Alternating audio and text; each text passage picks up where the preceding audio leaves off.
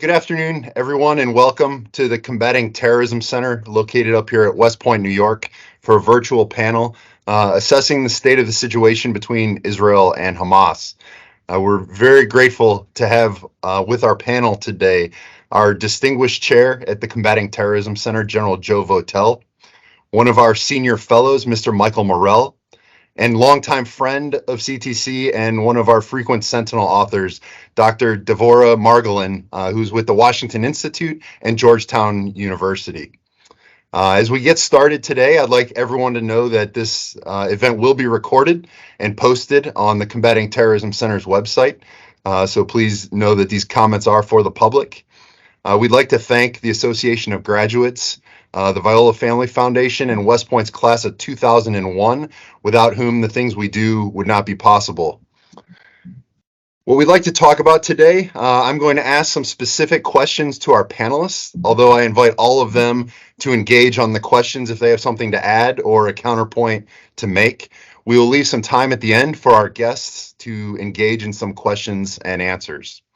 Also, I would like to give one more word of thanks to Dr. Nakisa Jahanbani, who put in an extended effort to make today's event possible. Thank you, Dr. Jahanbani. So without further commentary, General Votel, I'd like to ask you our first question. Sir, what is your assessment of the Israeli military's achievements so far? And can you navigate us through some of their counter-terrorist campaign and some of their actions against Hamas inside the Gaza Strip? Sir. Sure, Sean, and it's great to be with Michael Morell and Devorah. Thank you very much for joining us here for this discussion. So, what we've seen here over the last several weeks has been a kind of a sustained air, ground, sea campaign launched by the Israeli Defense Forces, really with three broad purposes. First, to kind of destroy Hamas's military capability, its war-making capability, so to speak, kind of get them out of rule of Gaza, and then obviously safely return their hostages.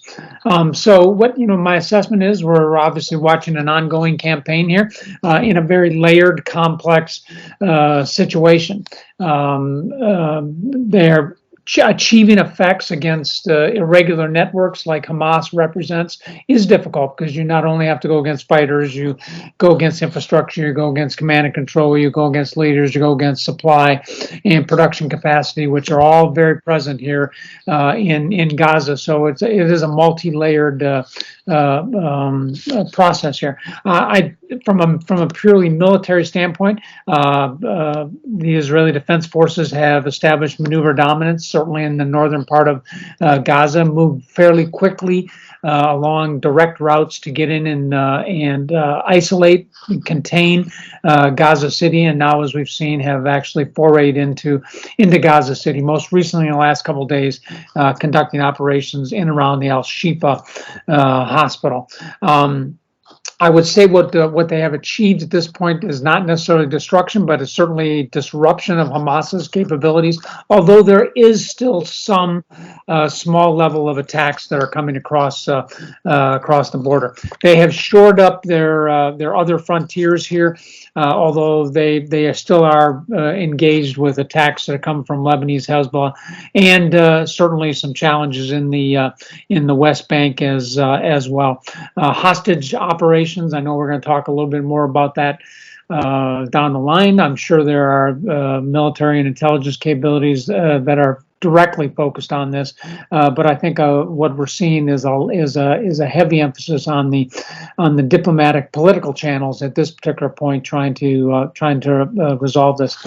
As I mentioned, we've seen some operations around Al-Shifa, the hospital, the last couple of days. I think this has a dual purpose. One, I think, is to get control of a key location that I think the IDF assesses as being used by Hamas for this. And second of all, there is some informational objectives here that they're trying to achieve and demonstrate very clearly Hamas's use of civilian and protected locations for their military operations. I think perhaps a final area that I'd just touch on is the humanitarian aspect of this. Clearly, this has been to the forefront, as it probably should be, in over the last couple of weeks. We've seen the Israelis do some things to begin to alleviate the pauses and the movement of some supplies in and around the hospitals. I think what will be key for them moving forward will be to continue this kind of planning and support to these. Obviously, as they clear through areas, they'll have to look at how they establish local control in these areas, whether or not the Israeli forces stay there. I think it is a matter of, some debate here in terms of this, but they will need to establish some kind of control. And of course, they'll need to help facilitate kind of the initial and immediate humanitarian aspects will have to be reintroduced into the area. And that will be things like restoring power, sewer, water, food, medical capacity, addressing some of the explosive hazards that will undoubtedly be left around, and then, of course, providing security for the population that is there. So this is an ongoing campaign from a military standpoint. They're obviously establishing maneuver dominance in some of these areas, but there's still a long way to go before they will achieve these objectives. Thanks, sir. And sir, if I could ask one follow-up, I think that the public was expecting perhaps more a larger discovery underneath the hospital. Do you think that was that Israel will have to deal with the IO effects of whether or not there was a large command and control center versus just a few tunnels leading elsewhere underneath the Al-Shifa hospital? Yeah, absolutely. They're going to have to. I mean, this is one of the complicating factors here. One of the ever-present complicating factors, and that is the information environment, and they are going to have to deal with this throughout the campaign. So, again, we'll see what the assessments are that come out of Al-Shifa. Trying to do this, I think, is very difficult. Trying to do an operation that kind of proves something is oftentimes difficult. It's important to appreciate that not only is Israel paying attention to the information environment, but so is Hamas. And so they are going to make sure that they are trying to put themselves in the best light around all of this as well. So, yeah, I think the information environment is going to be decisive for them. Thanks, sir. And so, sir, it's been almost exactly 40 days, and you've just kind of taken us through where we are. Dr. Margolin, can you talk a little bit about the original goals of Hamas and whether or not you think they've achieved it or if they've had to shift, and how does this event fit into their larger goals in the region? Yeah, I think first and foremost, thinking about October 7th as a bit of a pivot in strategy for Hamas is kind of the starting point. The attack itself was not in its normal wheelhouse. Since, its election of power in 2006 and its takeover of Gaza in 2007, Hamas has sought to portray itself as a legitimate governing actor, and it's done many, many steps to do that. It has run schools, it collects taxes, it runs a police force, it even operates a foreign policy and has a very clear strategic communication strategy. They were on Twitter up until 2 years ago, engaging with the public. Just to talk about General Votel's, comment on Hamas's strategic communication, they are operating a very clear strategic communication strategy. Now, they've also always been committed to violence. This has often been suicide attacks or more kind of targeted areas where they've often targeted buses or restaurants or more indiscriminately kind of nightclubs. And they've also launched rocket attacks, which have indiscriminately hit populations. And for Hamas, when you look at the rhetoric of the group, they often talk about how any adult over the age of 18 is a legitimate target. That is because of Israeli military draft laws that draft Jewish adults over the age of 18. And they refer to everyone else who's killed as kind of collateral damage. That is the rules of the war, according to Hamas. And so October 7th was different. It was an explicit attack against vulnerable targets, specifically elderly, minors, as well as adult men, women, and other children. And just the scale and the scope of it was extremely shocking, right? We're talking about 1,200 at least killed, thousands wounded, and about 240 hostages. And I'd also like to say that while Hamas has taken hostages before, they've only been adult men. So, of course, the most well-known hostage is Gilad Shalit, but there are also 2 civilians, one of whom was mentally ill, who crossed into Gaza Strip, who Hamas is still held as of October 7th. So the goal of the attack, I think, is twofold. I think first is to bring attention back to the Palestinian cause and specifically to Hamas in particular. if you've been looking at what was happening in the world before October 7th, first of all, a lot of US attention and international attention has pivoted to other areas of the world. The Middle East has been deprioritized in US foreign policy. Ukraine has really come to the forefront, as well as great power competition. And not only that, even when we talk about the Middle East, the Palestinian issue has been deprioritized. And for the US, the Abraham Accords, and specifically the US-led new track between Saudi Arabia and Israel, that did not have the Palestinian issue on the table. And so for Hamas, they were feeling backed into a corner. And for their supporter, Iran, it was an opportunity to continue to destabilize. And I think when we think about the goal of the attack itself, the scale and the scope of it, what Hamas was trying to do was to create a response so seemingly disproportionate to their own actions that the international community would turn on Israel for their actions after October 7th. And in some ways, they've been successful and not successful. I think, the goal of the attack was not just an Israeli response, but also to kind of get others to their side. They were hoping Iran, Hezbollah, Palestinians in the West Bank, and even in Israel proper would join the fight. And to the extent that Hamas wanted, we haven't seen that happen. And so that is a bit of a kind of, for them, a failure. But what we have seen is that they're trying to do anything to survive.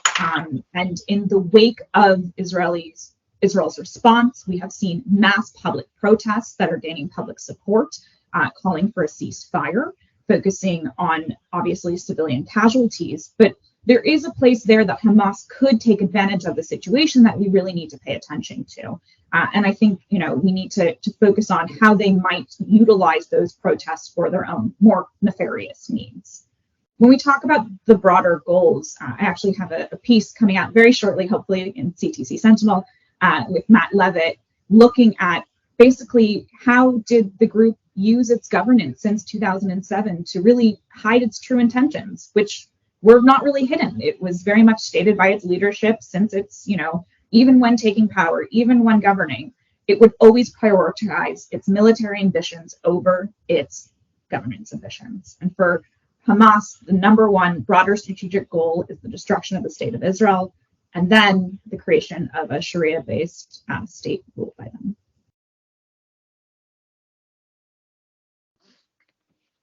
All right, thank you, Dr. Margolin. What I'd like to switch to now, these are some of the organizational goals and some of the organizational strategies and operations we've seen.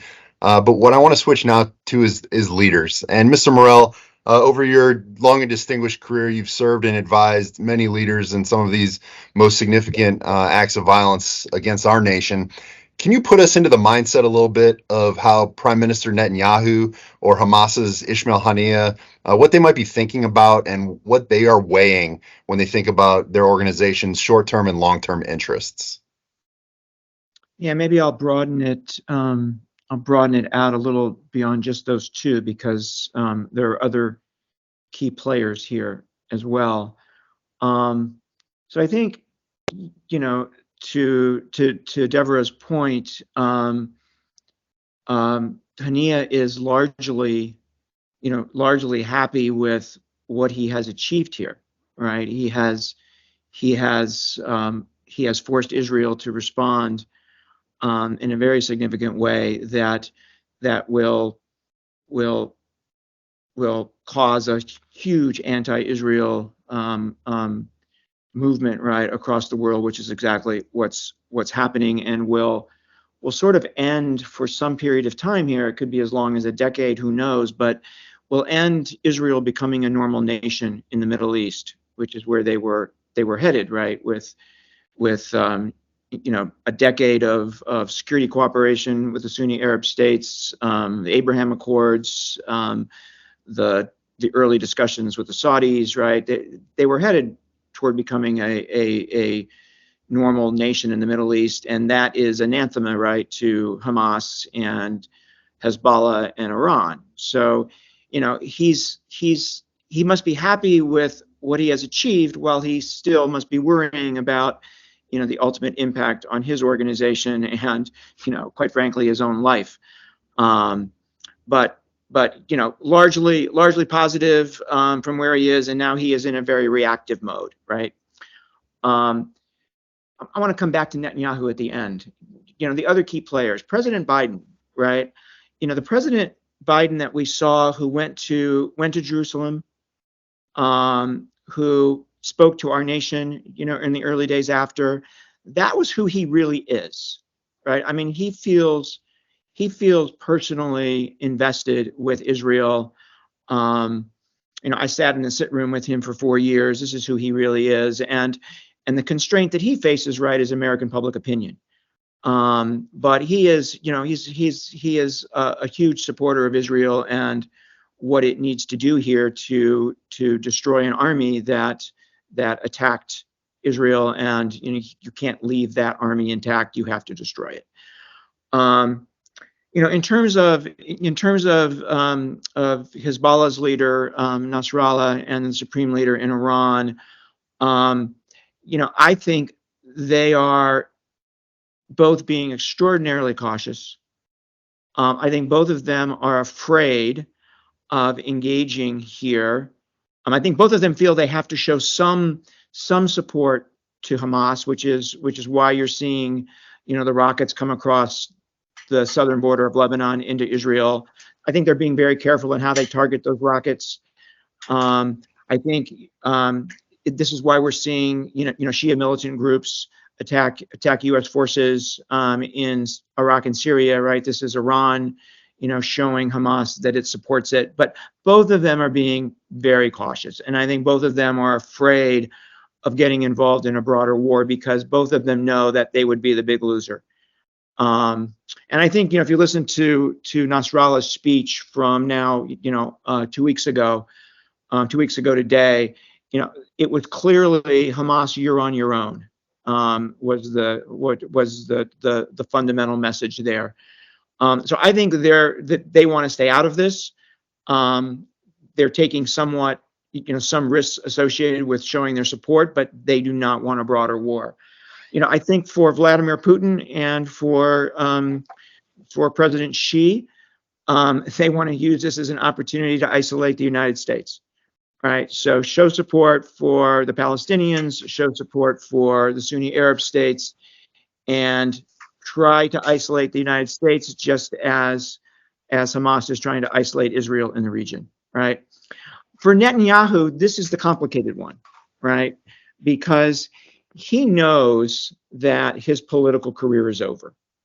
He knows that he will not be the prime minister of Israel in 6 months to a year. He knows that once combat operations are over, he's done.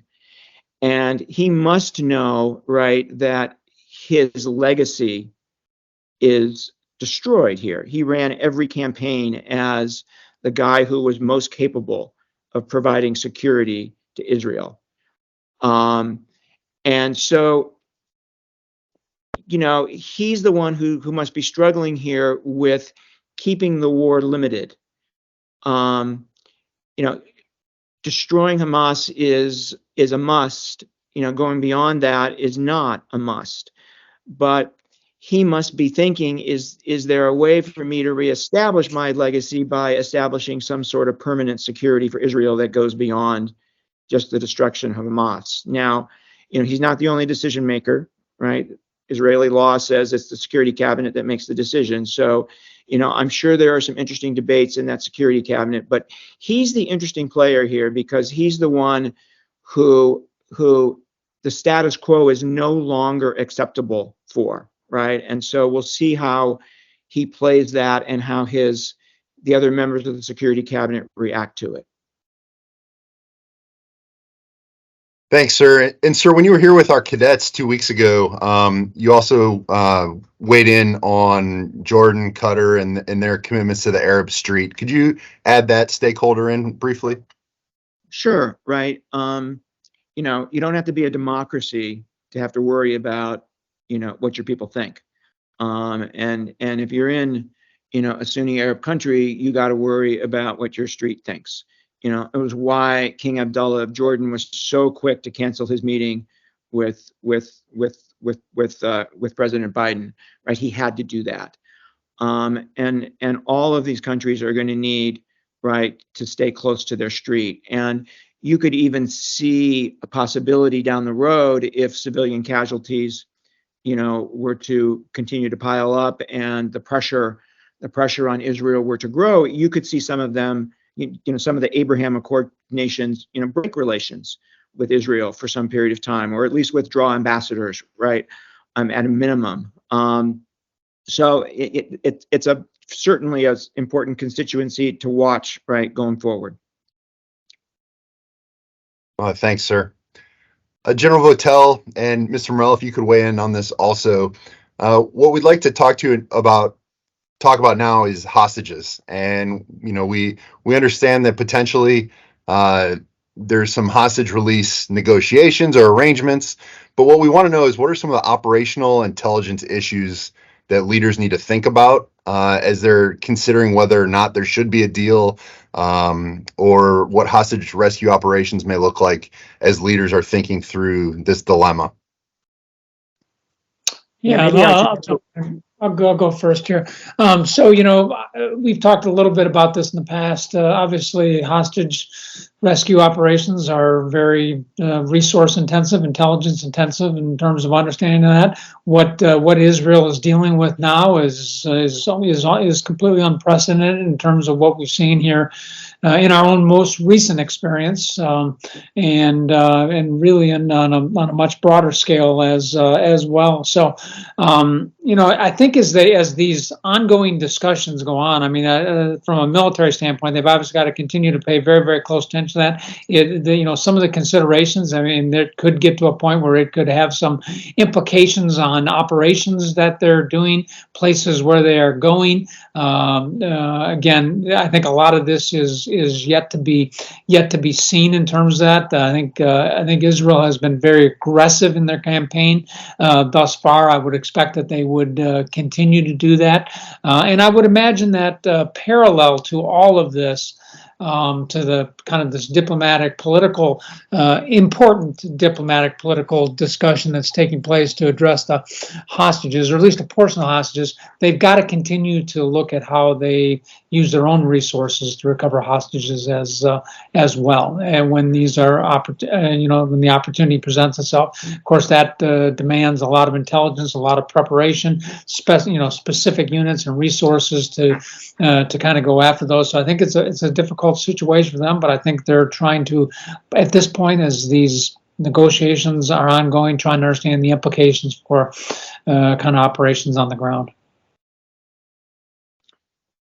Yeah, Sean, I would just add a couple of points. One is on the intelligence front, right? Not only is this an intelligence priority for Israel, obviously, but it's also an intelligence priority for the United States, right? Some of these hostages, I think 10 are American citizens, and that requires a response from the United States and the United States involvement here. And so, I'm sure that there's a tremendous amount of pressure on CIA and NSA, right, to help identify where these hostages are and to be working with the Israelis extraordinarily closely on that. The other thing I'd say is that in terms of some sort of deal here, right, between Hamas and Israel on hostage release, and there's really two things the Hamas wants, right? One is a ceasefire of some matter of days, right? And some of their prisoners, if not all of their prisoners in Israeli jails, returned. From Israel's perspective, the second one is a heck of a lot easier. The prisoners issue is a heck of a lot easier than the ceasefire. And the reason the ceasefire is so hard for Israel is because, in their view, they only have a certain amount of time here. I've heard on order of they believe they've got 4 to 6 more weeks before public opinion in the United States forces the United States to go to Israel and say stop. And so even losing, 3-4 days here is a significant pause from what they think they have left. So, hopefully there'll be some sort of successful negotiation that results in the release of the hostages, but that will be the sticking point, I think, is a ceasefire of some amount of time. And if I could also just jump in, I also think that domestically in Israel, not just in the US, but we've already started to see ceasefire protests erupting in Israel, specifically among hostage families who are pressuring the government to act. And there's been, a lot of backroom chatter that Netanyahu is stalling on the ceasefire, and it's part of one of the reasons why people are again calling for his ousting. Thank you all. Dr. Margolin, if I could transition over to you, Mr. Morell touched briefly on Iran and Hezbollah as a stakeholder. Can you talk a little bit about their role leading up to the conflict and what you think Hezbollah is considering since the conflict began? Where do they fit in, and what's leading to some of this restraint? So Iran has different relationships with different non-state actors. Some of them are closer than others. So while I think the closest relationship is obviously the Iran-Hezbollah relationship, the relationship with Hamas is a little bit different. And I think it's important to acknowledge from its foundation, Iran has given money, time, resources to Hamas. At one point, it was giving about $15 million a month in the 90s. And that amount has really fluctuated over the years, but they've given weapons, intelligence, sanctuaries, operational space, training, and long-term support to its leaders, ideology, human resources, equipment, social media, propaganda, PR, etc. I think I'll give a little shout out to a government body, Congressional Research Services, just did a really excellent report on this, really coming out in the days after October 7th, some really detailed information about this. It's about a 60-page report. So I'll touch on some aspects of it and some other stuff that I've done, but definitely go and check out the Congressional Research Services research on it. The relationship between Hamas and Iran has been tighter and less tight at different points in time. I think that the most strained point in time is the 2012, where Hamas pulled away from the Assad regime, siding with the uprising. But even during that time, Iran continued to fund the military wing. It, withheld some money from the political bureau, but it continued to fund the military wing. And so that relationship has definitely been financial and supported. On October 7th itself, there are conflicting reports. There's no solid information that basically says Iran had information, knew this attack was going to happen, pulled the strings, told Hamas when, all of those details. Nothing like that has been proven yet. But what is seemingly clear is that Iran knew something was going to happen. There's been reports of Hamas fighters going to be trained in Iran in the lead up to this, that they knew that something was going to happen, and they had said to Hamas, in some way they were going to offer support. What is clear in the days since is that for Hamas, that support is not in the manner that it is hoped, or to the extent that is hoped. It was hoping that Hezbollah would open another front immediately after, and that hasn't happened. And I think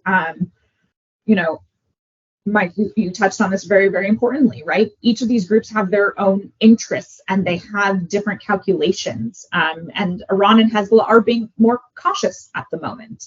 And we are seeing that specifically from Nasrallah's speech. And so, there's always a point that will trigger Hezbollah to be less, cautious, but it hasn't hit that point yet. I think as this war continues, it'll be extremely important to look at civilian casualties, and I think information, right? Even now, we're about almost, I guess, a month after the still unknown attack on a hospital that may have been launched by a misfire from a PIDGE weapon. In that immediate aftermath, we saw so much disinformation spreading around and reactions. And so I think we're really going to have to watch how the war continues and how information is spread and disinformation is countered, because there is going to be a point where governments and terrorist actors are going to have to answer to their populace. They're going to have to answer to the street. And if there is a point where civilian casualties, either in Gaza or in the air operations that Israel's been launching against Hezbollah, get to a certain red line for the group, that they could launch an all-out attack. Hey, Sean, could I just add one thought? When we talk about, possible role of Hezbollah or Iran in this, one of the things that the IDF has noticed as early as October 7th, but certainly ever since, is that Hamas is fighting at a level of capability that they have not seen before. That Hamas is fighting more like Hezbollah than it ever did before. And that just doesn't happen, right? That just doesn't turn on a dime, right? So this possible training that Dr. Margolin just talked about, right, could be an explanation for that. There could have been Hezbollah training, we don't know.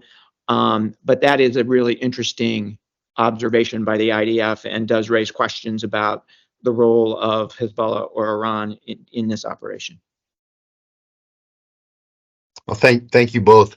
If we could continue to pull on a thread that all of you have discussed, and that's the public discourse surrounding this, whether it's on the Arab street in the United States or even internally within Israel. We've seen countless protests. We've seen strong division in Congress. Dr. Margolin, could you expand a little bit on public discourse and what you may find a little discouraging or concerning about that right now? As someone who often focuses on strategic communications, I can tell you I find it extremely concerning on all fronts. I think first is looking at rhetoric coming out of Hamas itself. I'll just pivot back to the beginning, that the attack itself, the live streaming, the learning from tactics such as those used by the Islamic State, to the point that people are comparing Hamas to Islamic State. I should clarify, they are two very different organizations, and I can always delve into that. But learning from each other, I think, is a very interesting, tactic used by the group.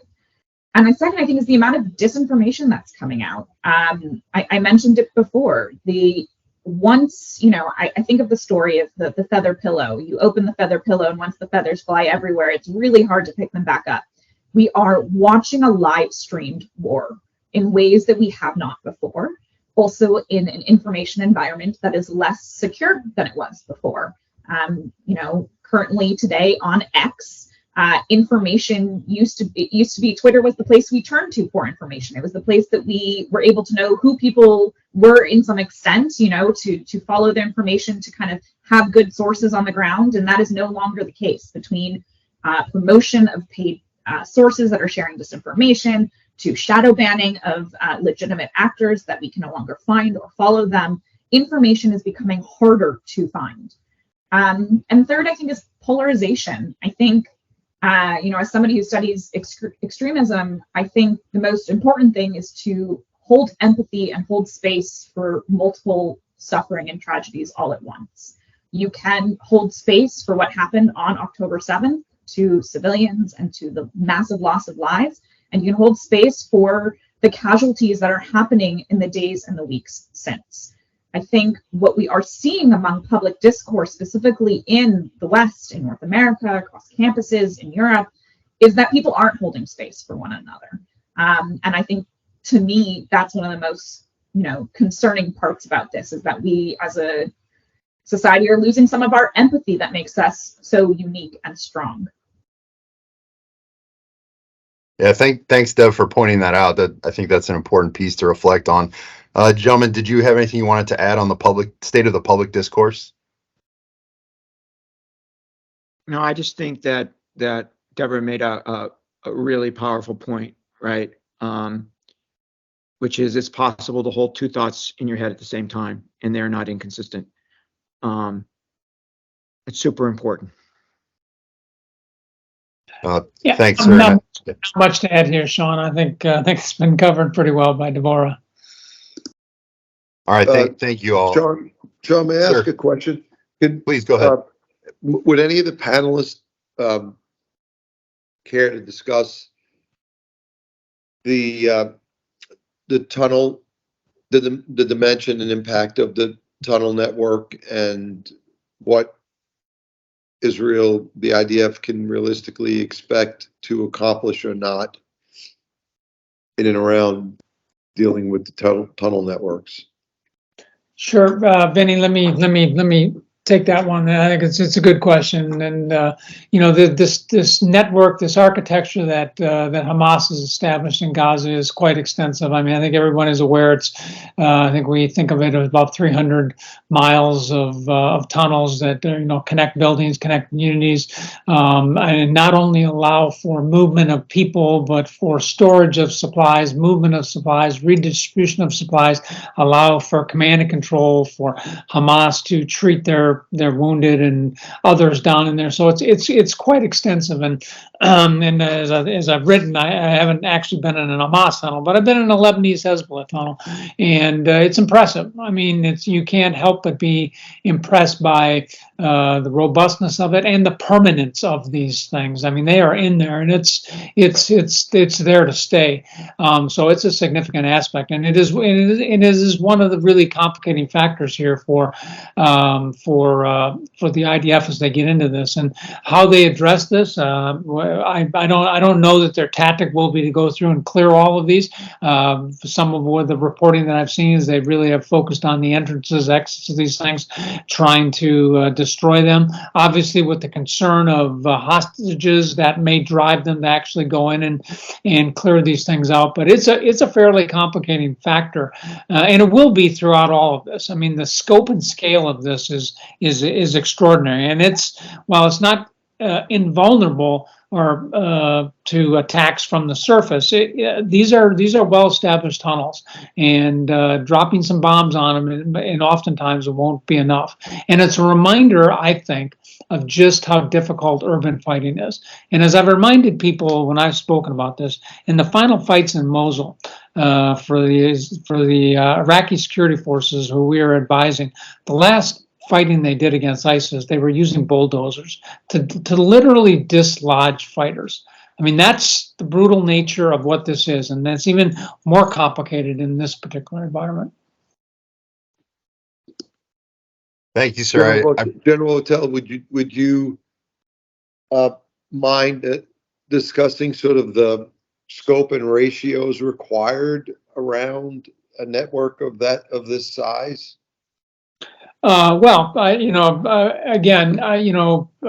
These tunnels are, you can move one, maybe two people through them laterally at the same time. So, I mean, think about what it takes to clear a building, to clear a room. I mean, that's usually a four-man team, and they can do multiple rooms. They can probably do multiple floors, but very quickly you get consumed. And my experience is it was not uncommon during the fighting in Raqqa or during the fighting in Mosul for, battalions of fighters, 300 to 500 fighters, from the Iraqi side or the Syrian Democrat, to be consumed in a relatively small space, a block or more. So this is the challenge, I think, of urban fighting, is it just eats up troops, it eats up resources, it eats up time, and every place you go, it's a new surprise. It's easy to defend, it's easy to booby trap. So to me, this is just really the difficulty associated with that just eats it up. If you were advising the Israeli Security Council, how would you how would you scope the objectives around these tunnel networks? I think what they're doing is probably the way that I would try to advise some approach, and that is you try to isolate these areas, get control of the entrances and exits, and then work your way from there into it. And in some cases, as we've seen in this reporting that has come out of Al Shifa Hospital, there are adits that can go down into the tunnels, and so you can begin then to break it up and break it into different sectors that you can kind of clear through this. I suspect the decision making around the tunnels themselves really falls largely in the area of the military forces that are responsible for that. And I think the way that they're trying to approach this by isolating areas and gaining local control and then going from there is probably the way that I would pursue it or advise that it be done. I like Thanks. Vinny's question about advising. And so what I'd like to do is ask one more question of all of you to answer and then open it back up to the floor, because I think there's probably a lot of good questions out there. So all of you, if you were in a position to be advising the leaders on this, where do you see the conflict's end state, and what are some of the best and worst outcomes right now for the actors directly involved and for U.S. interests in the region? General Votel, would you like to take the lead on that one? Yeah, so I'll pick one area, and I kind of mentioned it before here in terms of creating an outcome here. I do think that there has to be greater collaboration, greater planning between the Israeli Defense Forces and the humanitarian community here. We learned this the hard way during our operations in Iraq, and we learned as we went towards the big city of Mosul that we had to have a better plan. We had to be more coordinated with them. It won't be perfect, but it will be better than what we're doing. So there has to be good planning for this with the humanitarian community as they continue their necessary military operations to achieve the political objectives that have been outlined for them. And along with that, they've got to think through not just the military but the Israeli political community and perhaps the international community, how we secure this, how we actually introduce people back into the area to provide for the security, the safety, the basic human services that the people are going to need, that who are left behind or who will be wanting to return to their homes. These refugees, there's not a lot of places for them to go here. So the quicker you can get them back in the areas they came from, the better. Obviously, the destruction here is going to make that very, very complicated. So we have to think through that aspect of it as well. But that's in terms of an outcome. From a military standpoint, I really think that's going to be critical. I have no doubt that the Israeli military will militarily prevail here. I think they will prevail, but it is really, as we often find, what comes after that that is really the decisive factor. Thank you, sir. Mr. Morell, you want to weigh in? Yes. Yeah. So if you pick up on Joe's point, right, and go to the next key issue, which is what happens to governance in Gaza in the aftermath of the military, right? We know what's not acceptable or is not going to work, right? It's not acceptable for Israel to stay. It is not acceptable for Hamas to continue to govern Gaza. And it's not going to work for the Palestinian Authority to do it because it's not capable of doing it. So how's the world going to come together here and figure out what the governance in Gaza is going to look like, and who's going to do that and who's going to pay for it, right, is a huge issue going forward. Devorah, do you want to add something to that? Yeah, I'll pull on the third string. What does this mean for U.S. interests? I think we hit 1, 2, and then I'll hit 3. I think a worst case scenario is a spillover in the region. That is something that we are already seeing starting to threaten. I was part of a panel earlier this week looking at Iranian-backed militias in Syria and Iraq, and what that means for U.S. forces, specifically CENTCOM, Operation Inherent Resolve, in the region, and U.S. interests to stabilize specifically northeast Syria and close to 50,000 people who still remain in detention there after the fall of the caliphate. And so, I've had the immense displeasure of working on 2 very interesting groups, both Hamas and the Islamic State. And so I'm constantly thinking about kind of greater implications for both of these issues. And so that is something that we have to think about. Domestically, what does that mean when, U.S. interests continue to be targeted? We've seen a rise of anti-Semitism, Islamophobia, a targeting of Israeli as well as U.S. targets across the world.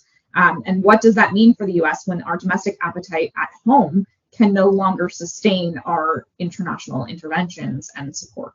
And so that's what I think about as the worst case scenario, is what does this mean when this conflict spills over into other areas? And, don't ever think it's just about one issue. I think it's all interconnected, and there's always, Russia, China, Iran are also playing in other areas of the world as well. And great power competition is extremely important to all of this. So I think that's something that we need to look at as we look at the continuation of the conflict.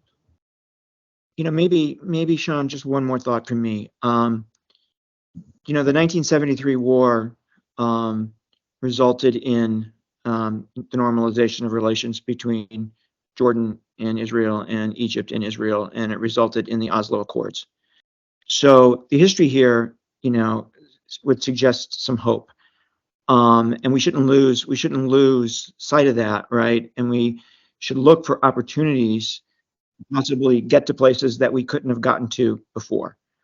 That's one thought. I think the other thought is on the flip side, is it is really hard to think through what the impact is of what has happened to the Israeli psyche here, right? They have lost their sense of security in a very fundamental way, and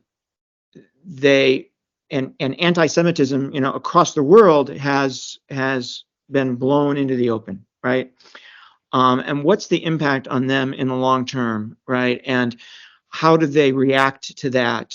Do they get to a point where they decide that they can't coexist with a revolutionary government in Iran, right? And what would the implications of that be? And these are areas we're going to have to, as their closest ally, work through with them in the months and the years ahead, right? Because we don't want them to overreact to what's happened here.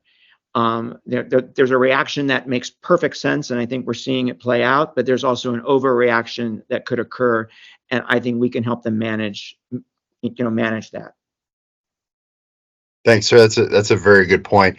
Right now, I'd like to ask anyone in our audience, the Q&A function is open. If you would like to click on that and post your question into the Q&A function, we will get that directed to our panelists. So please go ahead and do that. And while I'm waiting to see any new questions,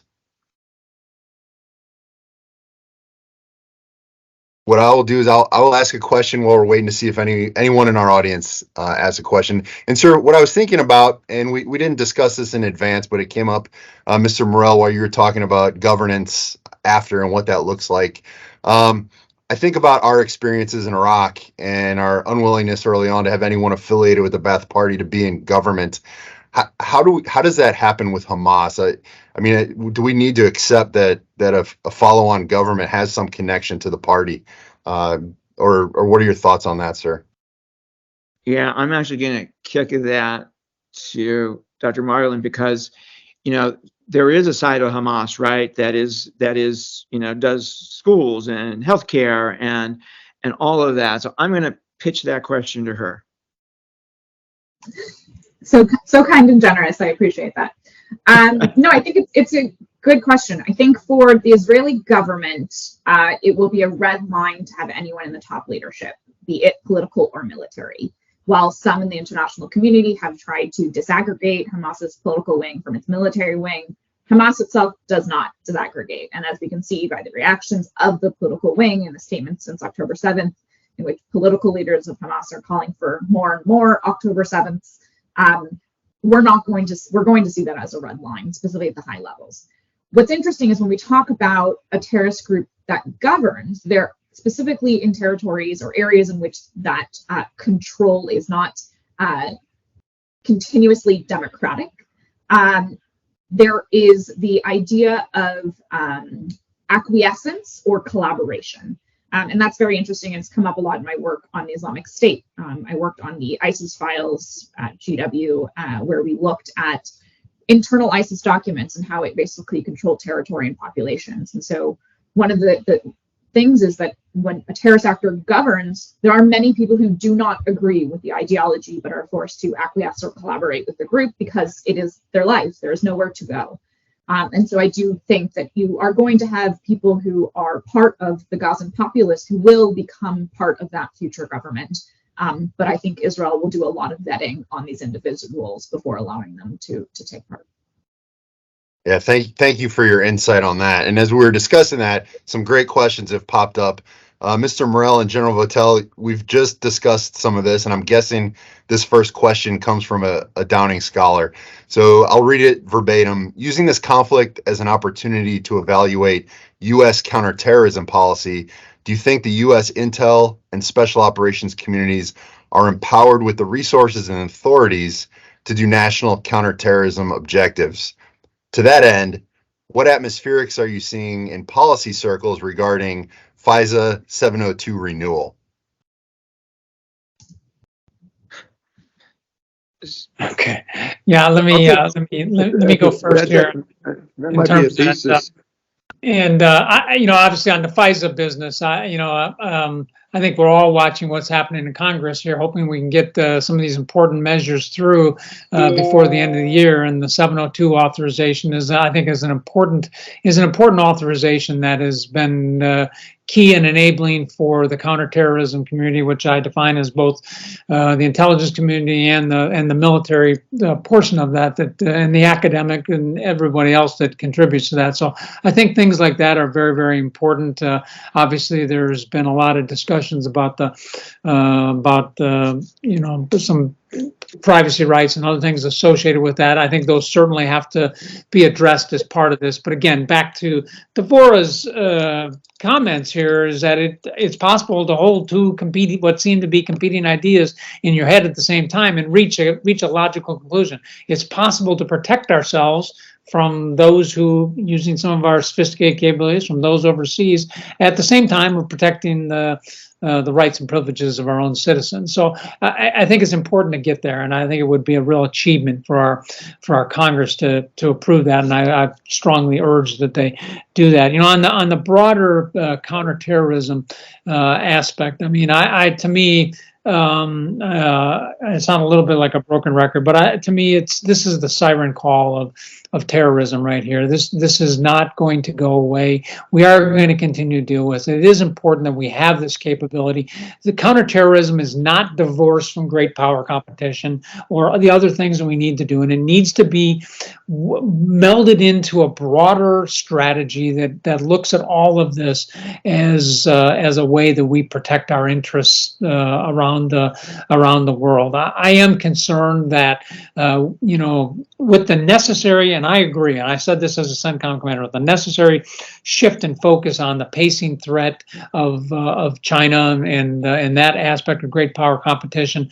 We certainly have to pay attention to that, but we also have to make sure we can continue to look at the other threats and our other interests here. And terrorism is always going to be a challenge for us. So we need to make sure that as we focus on that, or we don't throw away the capabilities that we need to do this. I am concerned by some of the discussions that I am hearing internal to the department here about cutting back on some of the enablers in the Army, for example, or other places here that I think could have some impact on this, because I think we've all had a hard lesson in the last 5 weeks that terrorism is still here with us, and we're going to continue to deal with it. Thanks, sir. Would anyone else care to touch on that? I agree 1,000%. Thanks, sir. Now, one of the benefits of doing these live is the ability to respond immediately to what's going on in real time. And a great question we just got was, building on the misinformation comments several of you made, what is the impact of something like the recent attention on Osama bin Laden's letter to America? Is that potentially a use or misuse of terrorist propaganda? Do you think that there could potentially be the hand of a great power in advancing that information out in the online space? I mean, sure, it's part of the information war, right? Absolutely. It was put out there just for that purpose. I think it actually might be a bit of a blowback, right? Actually might blow back given who the author of the letter is, right? So I'm not sure it was well thought through in terms of the information, gain, but it was a great question. I think, it's interesting. I think it's looking at and studying terrorist propaganda. It is an extremely important part of understanding how and why certain themes appeal to certain people. Terrorism as a tactic is different from regular crime in the fact that it says there's a problem in the world and there's a solution, and we are the solution, and come to us because this is the solution and how we fix it. And I think what bin Laden's letter did is it points to the problem. And that's not a problem that has changed or maybe has evolved, and maybe that problem resonates with some people. I think what doesn't resonate and really shouldn't resonate is the solution that bin Laden is offering. But I do think it's part of, there's always going to be frustration in the world, and it's how we respond to it as well. I don't necessarily think, removing the letter and hiding it, which I actually think is going to create even more disinformation around the whole idea, but really bringing people on to discuss what the ideology of Al-Qaeda was, what their grievances were, some of which may be considered legitimate in certain areas, and talk about why the solution is not the answer. And there are other peaceful operations in order to look at root causes, to look at grievances that people may or may not have around the world, and address them in kind of a really logical, information-based manner. I think that's kind of how we combat disinformation in a crazy time where there's a lot of disinformation. Yeah, thanks, Dr. Margolin. Would someone like to address the role of Iran's use of proxies and their alliances with Russia or China, sort of connecting terrorism and great power competition here? Geez, that sounds like one for the intelligence community. I mean, I'll take the second half, right? And I'll maybe let Joe take the support for Shia militias piece. But, Iran has been very helpful to Russia in their war in Ukraine, supplying them various weapon systems. And China has been extraordinarily helpful to Iran in buying its oil and keeping its economy afloat. That's benefited both China and Iran. And so this is part of a bigger, the bigger strategic competition that Joe talked about. And it's a great example, right, of where strategic competition is impacting in the terrorist space, because Iran, provides so much support to Hamas and Hezbollah and Shia militias, right? And the Chinese are supporting Iran, and Iran is supporting an ally of China in Russia. So it does come all together here, right, in a pretty profound way. Yeah, on the use of Shia groups by Iran, I mean, I think, as everybody probably appreciates, I mean, this is the way they operate. There's no doubt. I mean, Iran will pursue their own interests to the very last proxy, and that is the way that they have pursued their policy across the Middle East for decades now. And so we should expect that is the case. And I think we're going to have to continue to deal and confront this. And we actually are right now with these little attacks that are being, I don't want to say little attacks, these attacks that are being done against our own troops in places like Iraq and Syria. It's important for us, I think, to address these, and I think we are on a ladder of deterrence escalation here, to trying to first restore deterrence and then maintain deterrence after that. I mean, I think this is the way we have to deal quite directly with these types of threats that are emanating against us. As you go up that ladder, at some particular point, you do get to Iran, and whether that's in our interest to do or not, I think, is obviously a discussion for somebody else here on that. But it is important to appreciate this is how they are doing things. It's proving effective right now with their support to Hamas and others right here, and I think it's going to be something we're going to have to continue to contend with for some time. All right, thank you, sir. There are several more excellent questions in the Q&A, but we are about at the end of time. Would any of our panelists care to offer any closing remarks before we close this out? This is just another reminder, right, that you might want to ignore the Middle East, but the Middle East will not let you. Yeah, I want to take the opportunity to thank the panelists, and Sean, thank you. Thanks, sir. We appreciate all.